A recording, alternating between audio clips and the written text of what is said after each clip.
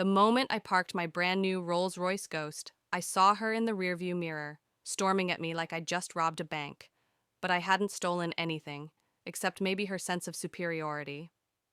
It was a warm Saturday afternoon when I pulled into the driveway of my new home, an upscale, suburban dream I'd worked nearly a decade to earn. At 21 years old, I was finally here.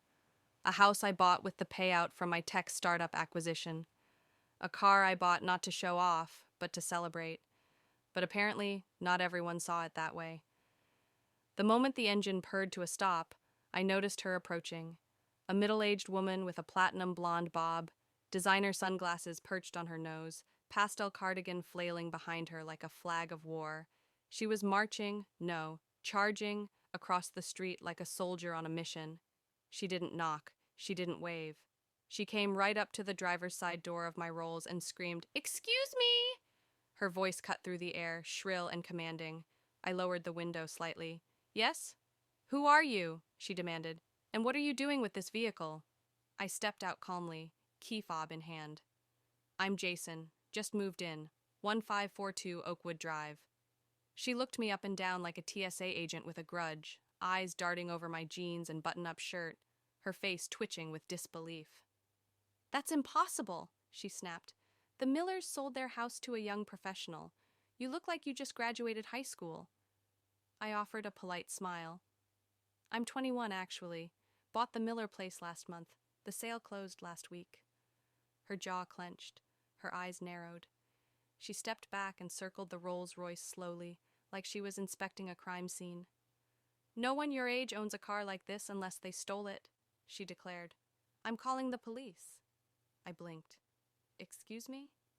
"I'm the president of the Oakwood Estates HoA," she said, puffing up.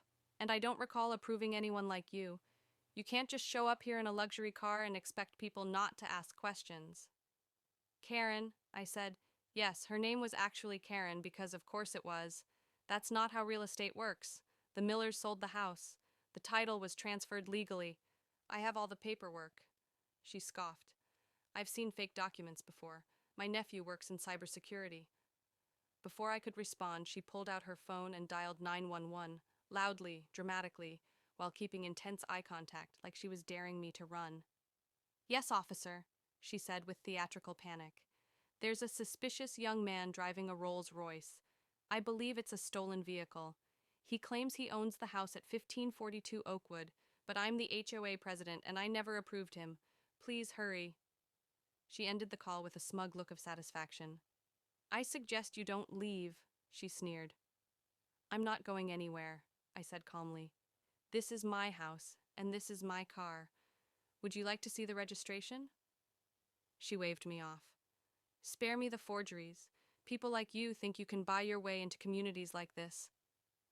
The words "people like you" didn't sit right.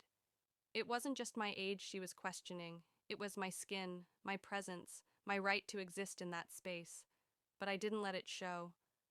I'd dealt with worse in boardrooms full of doubters. I wasn't going to lose my cool now.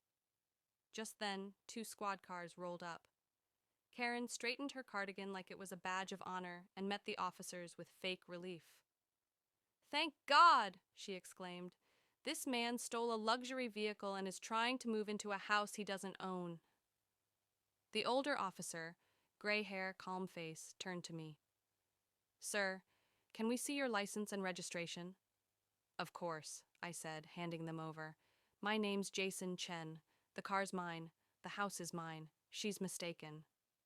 The younger officer ran my info while the older one stayed by Karen, who continued protesting. "He's lying," she insisted. "That car's worth $300,000. No 21-year-old can afford that. And I've never seen him at an HOA meeting." The younger cop returned a minute later. "Everything checks out. Vehicles registered, no flags. The deed transfer was recorded last month. He's the homeowner." Karen blinked. No, you must have missed something. He probably hacked the system. People like him don't own cars like this." The older cop's expression chilled. "Ma'am, what exactly do you mean by people like him?" Karen paused.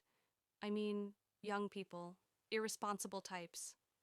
That's when my neighbor from across the street stepped forward. Mr. Thompson, gray-haired, polite. "Officers," he said. My doorbell camera caught the whole thing, including the part where she said, and I quote, "We don't need his kind bringing down our property values." The silence was deafening. The officers exchanged glances.